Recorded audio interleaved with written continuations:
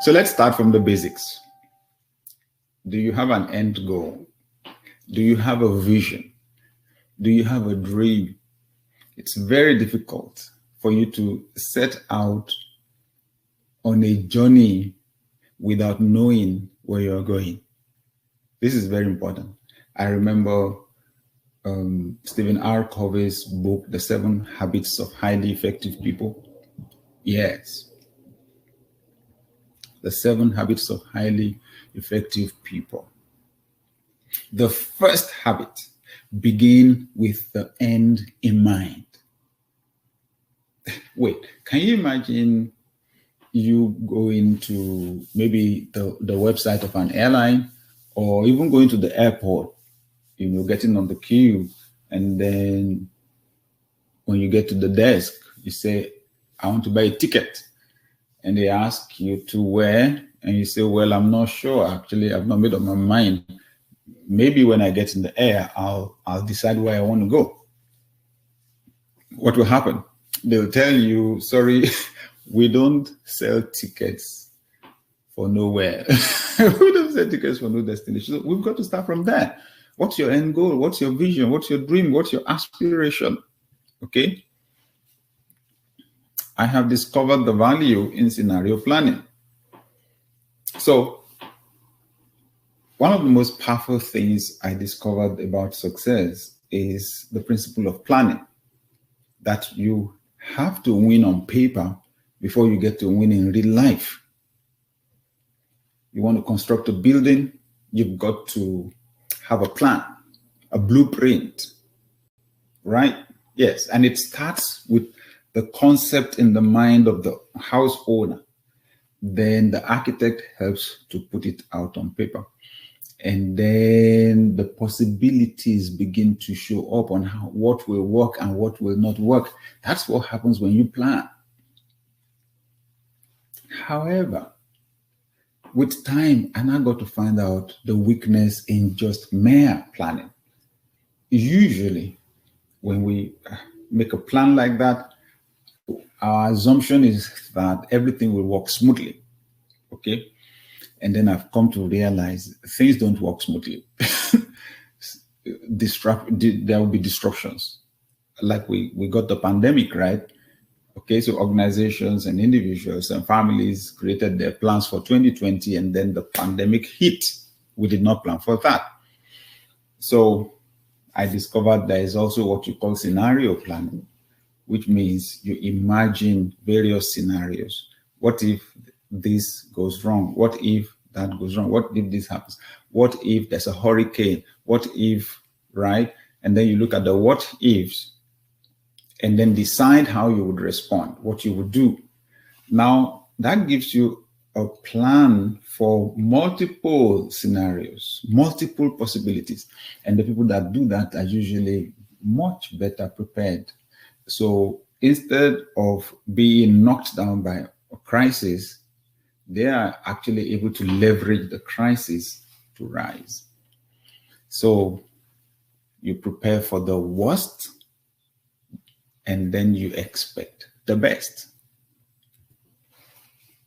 So what would I do if I had to start from scratch? Strategy number 1, I would not mourn the loss of past success forever.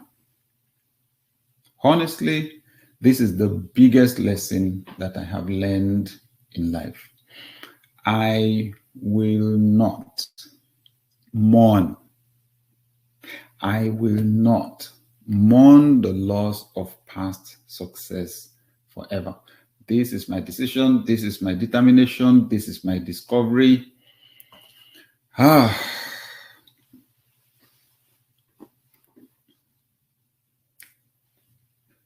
So during that season of my life, when I was jobless, I began to despair at some point. Why are all the doors locked against me? What's going on? What is going on? How far will I go if I get stuck at this point? is there a system? Is there a structure? Is there something I can do that can at least make the future predictable? And then I began to read. So I was on a book stand one day and I saw this book. Tough times never last, but tough people do. I bought it. Yeah, it cost me a lot, relatively, but I bought it. What did I find? Dr. Robert H. Schuller, the author, said he was invited to speak to a group of farmers in the United States. They had experienced drought.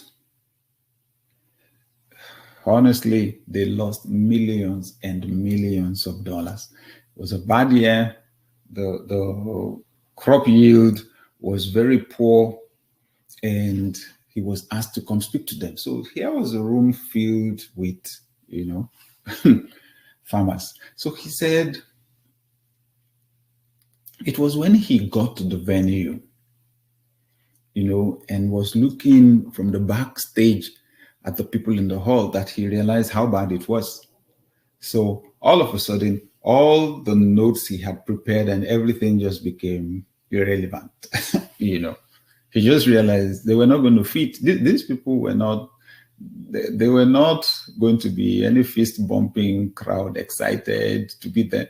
They were looking sad. So he said he was just wondering, what am I going to tell these people? What am I going to tell these people? When he had his name, he was being introduced. And then they called him out.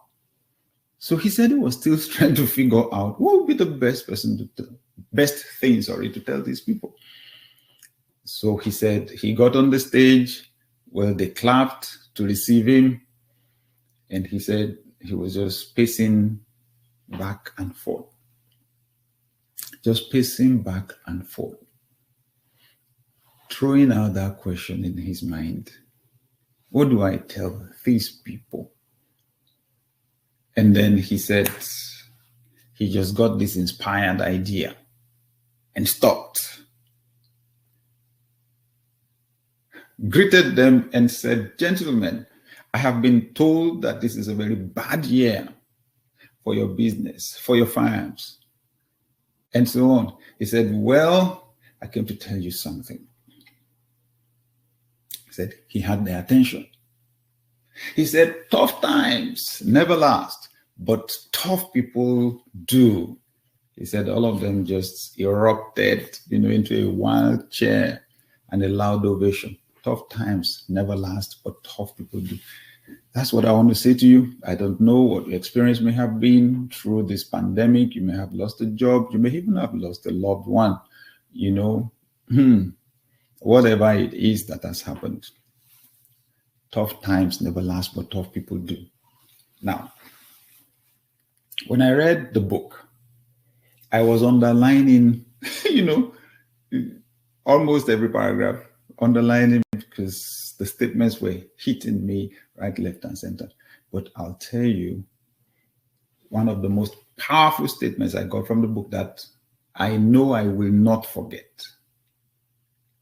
Attitude is more important than facts. I got stuck. I got stuck on that statement. What? What are you telling me? Because my attitude is a combination of my thoughts, right, and my feelings. Okay. So, my attitude, and my attitude can be positive, my attitude can be negative. And you say attitudes are more important than facts. What are you saying? My situation is the fact. I don't have a job. Schuller says your attitude is more important than the joblessness. What? It was paradigm shifting. You see, that's the thing about life. That's the thing about life. What you see is what you get. That seeing is the big issue. You remember the statement, all eyes look, but very few see. Yeah. So the seeing is different from the looking. The seeing, okay, the looking you do with your physical eyes. The seeing you do with your mind. Life is interpretation. Honestly, life is interpretation. It's fluid. It's not fixed. It's not fixed. It is how you see it. So the very situation that somebody sees as a problem is what somebody else sees as an opportunity. I'm sorry to use this illustration, but when somebody falls ill, it's a problem for the person that is sick, but for the doctor, it's an opportunity for the doctor to add value and to get value in return in most cases. Okay? So it's how you see it, really. It's your interpretation of it. So I say attitude is everything. Attitude is everything. So we've come through a pandemic right now. Yes, for some people, their businesses have gone down. Some people have lost their jobs. For some people, their salaries were cut in half. You know, all those things.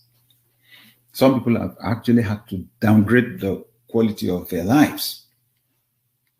So whatever has happened, has happened. The real big issue right now is going to be what you are seeing. The attitude is more important than fact.